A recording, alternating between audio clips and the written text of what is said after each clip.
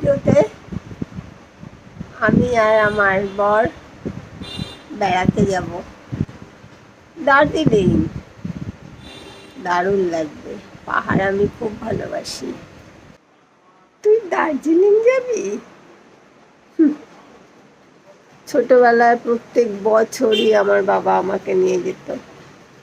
আমরা পুজোয় কোথায় যাচ্ছি জানিস? সুইজারল্যান্ড।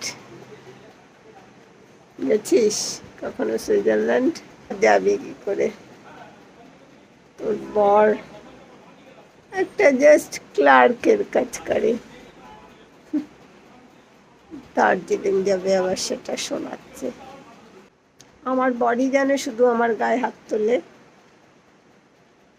তোর বর বুঝি তোর সাথে কিছু করে না? বরের মাথাটা একটু গরম, রেগে গেলে একটু চড়চাপড় দেয়। আমার বর তো আর তোর বরের মতন কেরানি নয়, তার মাথায় অনেক কাজের চাপ। হতো আমার বরের মতো দেখতি বলে তোর কপালেও এরকম পড়তো দুই এক ঘা। আসলে তোর হিংসা, আমাকে হিংসা করিস।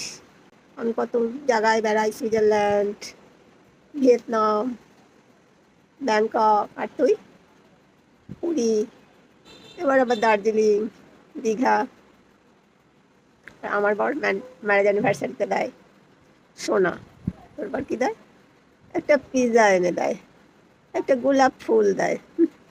আবার বড় বড় কথা, তাই বুঝি। কিন্তু আমি যেন শুনলাম সেবার তোরা ভিয়েতনাম যাবি বলে দিল্লিতে ননদের বাড়ি গিয়ে বসেছিলি, কেউ একজন দেখে ফেলেছিল, কি বললি?